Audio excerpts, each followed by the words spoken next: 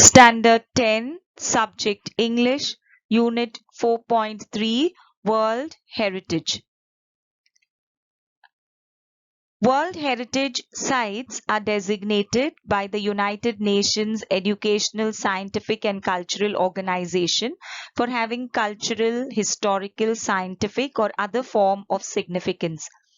The sites are judged to contain cultural and natural heritage around the world, considered to be of outstanding value to humanity. To be selected a World Heritage Site, it must somehow be of unique landmark which is geographically and historically identifiable and has special cultural and physical significance. For example, World Heritage sites might be ancient ruins or historical structures, buildings, cities, deserts, forests, islands, lakes, monuments, areas of wilderness, etc. A World Heritage Site may signify a remarkable accomplishment of humanity and serve as evidence of our intellectual history on the planet. World Heritage Site might also be a place of great natural beauty. As of June 2020, a total of 1,121 World Heritage Sites, 869 are cultural, 213 are natural, 39 are mixed properties, exist across 167 countries. So here this is a picture of some of the World Heritage Sites in India. This is the famous Taj Mahal. This is the Kaziranga National Park. Here is the Sanchi Stupa. So these are a few pictures of World Heritage Sites in India. This is Goa, the old Goa. And these pictures, they must be some forested reserved areas. And all these World Heritage Sites have cultural, historical and natural significance, and they tell of man's accomplishment on planet Earth. Like for example, the Taj Mahal, when you look at it, it was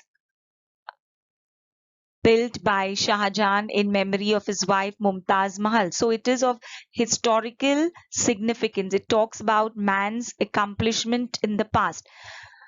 So therefore, they are preserved as World Heritage Site and they have to be maintained and looked after. Here you see a picture. This is of a landscape. It's a World Heritage Site. It is a place of great natural beauty. It has natural significance. Here also this Kaziranga National Park. It is a forest reserve. So all these pictures are World Heritage Sites in India. Let us read and understand this chapter, World Heritage. A World Heritage Site is a site determined by the United Nations Educational, Scientific and Cultural Organization, that is UNESCO, to have significant cultural or natural importance to humanity. As such, the sites are protected and maintained by the International World Heritage Program, which is administered by the UNESCO World Heritage Committee. Because World Heritage Sites are places that are significant culturally and naturally, they vary in type but include forests, lakes, monuments, buildings and cities. So I already told you that the World Heritage Site is determined by the UNESCO to have significant cultural or natural importance to humanity. Like say for example the Taj Mahal, it has cultural importance to mankind. This is the Khas Plateau in Maharashtra. It is of natural importance to humanity. This is also a mountainous view. It is a World Heritage Site and it has natural importance to humanity. The sites are protected and maintained by the International World Heritage Program, which is administered by the UNESCO World Heritage Committee. We know that World Heritage Sites are culturally and naturally significant places, and there are various types of World Heritage Sites. They could be forests, lakes, monuments, buildings, cities, islands, desert area, etc. World Heritage Sites can also be a combination of both cultural and natural areas. For example, Mount Yuanshan in China is a site with significance to human culture because it played a role in historical Chinese art and literature. The mountain is also significant because of its physical landscape characteristic. This is a picture of Mount Yuanshan in China. It is a World Heritage Site. It is a combination of both cultural and natural area. It has significance to human culture because it played a role in historical Chinese art and literature. The mountain is also significant, or it has a natural significance because of its physical landscape. We know that World Heritage Sites have cultural or physical significance, historical significance, and they signify a remarkable accomplishment of humanity and serves as an evidence of our intellectual history on the planet. So this is the Sydney Opera House in Australia. It shows man's remarkable achievement on planet Earth, and this site is of cultural importance. The Sydney Opera House. Here, this is Mount Yuanshan. It is a combination of both cultural and natural area. There are certain sites which have only significance to nature, or they have great natural beauty. But this Mount Yuanshan is a combination of both culture as well as it has great natural significance. History of World Heritage Sites. Although the idea of protecting cultural and natural heritage sites around the world began in the early 20th century, momentum for its actual creation was not until the 1950s. In 1954, Egypt started plans to build the Aswan High Dam to collect and control water from the Nile River. This is the picture of the Aswan High Dam in Egypt.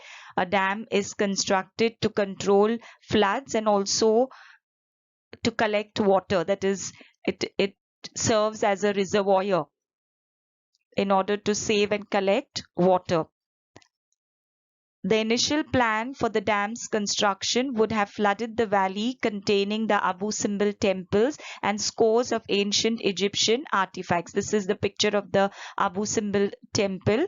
It is also a World Heritage Site which is in Egypt, and if this Aswan Dam would have been constructed, it would have flooded the valley containing this particular temple, and it would destroy thousands of Egyptian artifacts. Artifacts are all those objects made by man which are typically of cultural or historical interest. In order to protect the temples and the artifacts, UNESCO launched an international campaign in 1959 that called for the dismantling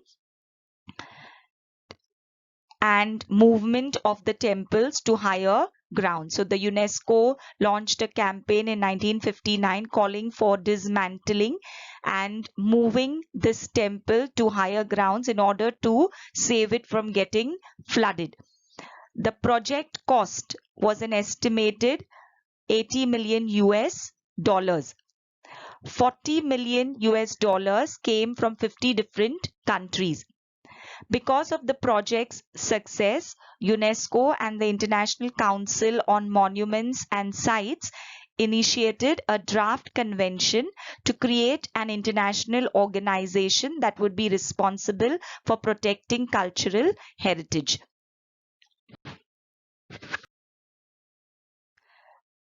Shortly thereafter, in 1965, a White House conference in the United States called for a World Heritage Trust to protect historic and cultural sites, but also to protect the world's significant natural and scenic sites. This was the White House conference in the United States in 1965. It called for a World Heritage Trust to protect historic and cultural sites. This is a picture of the Ajanta and the Ellora caves in India. It's a historic and a cultural site. It has historic and cultural significance. So a World Heritage Trust was called for to protect such sites, and not only historic and cultural sites, but also to protect natural and scenic sites. This is Mount Fuji. It is a natural and a scenic site, a natural beauty. So the World Heritage Trust was called to protect even natural and scenic sites or sites of natural beauty. Finally, in 1968, the International Union for Conservation of Nature developed similar goals and presented them at the United Nations Conference on Human Environment in Stockholm, Sweden in 1972. This was the United Nations Conference on Environment, on Human Environment, which was in Stockholm, Sweden in 1972. And it laid down certain goals for safeguarding the environment, and it was presented at this conference. And following the presentation of those goals, the Convention concerning the protection of world cultural and natural heritage was adopted by UNESCO's General Conference on November 16, 1972. The World Heritage Committee. Today, the World Heritage Committee is the main group responsible for establishing which sites will be listed as UNESCO's World Heritage Sites. So, this committee is responsible for establishing which sites, natural, cultural, historical sites or places will be listed as UNESCO's World Heritage Site. The committee meets once a year and consists of representatives from 21 state parties that are elected for a term of 6 years by the World Heritage Center's General Assembly. The state parties are responsible for identifying and nominating new sites or new places within their territory to be considered for inclusion on the World Heritage List. So the state parties, the representatives of this World Heritage Committee, the 21 state parties, they are responsible for identifying and nominating new sites within their territory to be considered on the World Heritage List, the UNESCO's World Heritage Site List. Becoming a World Heritage Site. There are 5 steps in becoming a World Heritage Site. The first of which is for a country or state party to take an inventory of its significant cultural and natural sites. This is called the tentative list, and it is important because nominations to the World Heritage List will not be considered unless the nominated site was first included on the tentative list. Next, countries are then able to select sites from their tentative list to be included on a nomination file. The third step is a review of the nomination file by 2 advisory bodies consisting of the International Council on Monuments and Sites and the World Conservation Union, who then make recommendations to the World Heritage Committee. The World Heritage Committee meets once a year to review these recommendations and decide which sites will be added to the World Heritage List. The final step is becoming a World Heritage Site is determining whether or not a nominated site meets at least one of the 10 selection criteria. If the site meets these criteria, it can then be inscribed on the World Heritage List. Once a site goes through this process and is chosen, it remains the property of the country on whose territory it sits, but it also becomes considered within the international community. So the paragraph talks about the 5 steps in becoming a World Heritage Site, how a particular site becomes a World Heritage Site. The country or the state party who's the member of the World Heritage Committee, they take an inventory of all the significant cultural and natural sites, and this inventory is called as the tentative list. And it is a very important list because nomination, the site to be nominated to the World Heritage List, will not be considered unless it is first included on the tentative list. Next, countries are then able to select sites from that tentative list to be included on the nomination file. The third step is reviewing the nomination file. Now, by whom is it reviewed? 2 advisory bodies. The advisory bodies are the International Council on Monuments and Sites and the World Conservation Union. They make recommendations to the World Heritage Committee. We know that the World Heritage Committee meets once a year to review those recommendations and decide then which sites will be added to the World Heritage List. The final step is how the site becomes a World Heritage Site. They determine whether that site can become a World Heritage Site only after it meets at least one of the 10 selection criteria. If the site meets any one of those 10 criteria, it can be put on the World Heritage List. A site goes through this process and it is chosen, and it remains the property of the country on whose territory it is.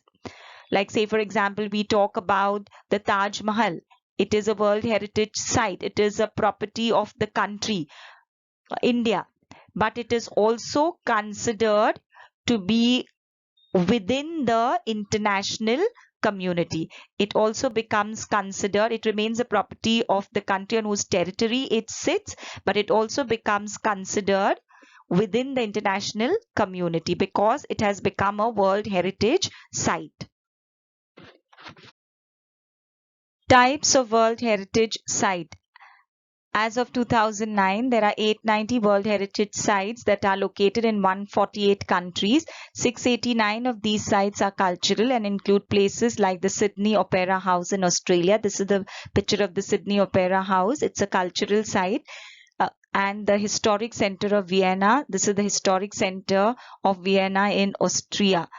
And this center is also in danger. Certain World Heritage Sites are in danger because this particular site, the Historic Center of Vienna, is in danger because of a number of high-rise building projects that are happening in Middle Austria. 176 are natural and feature such location as the US Yellowstone. This is the Yellowstone National Park. So therefore it is natural. It is a natural site. And the Grand Canyon National Park. This is the picture of the Grand Canyon National Park. You can see here the tourists watching the Grand Canyon. So it is also a natural site. 25 of the World Heritage Sites are considered mixed. That is, they are natural as well as cultural. This is the example of a mixed heritage site, natural and cultural. That is Peru's Machu Picchu. Italy has the highest number of World Heritage Sites with 44. This is the famous Vatican City. It's also a World Heritage Site. Our country, India, has 36. 28 are cultural, 7 are natural, and 1 is mixed World Heritage Sites. In your text, this is the statistics of 2009, but as of June 2020, a total of 1,121 World Heritage Sites, 869 are cultural, 213 are natural, and 39 are mixed properties. They exist over 167 countries. So this is the latest as of June 2020. The World Heritage Committee has divided the world's countries into 5 geographic zones, which include Africa, Arab, Asia Pacific, that is including Australia and Oceania, Europe and North America, and Latin America and the Caribbean.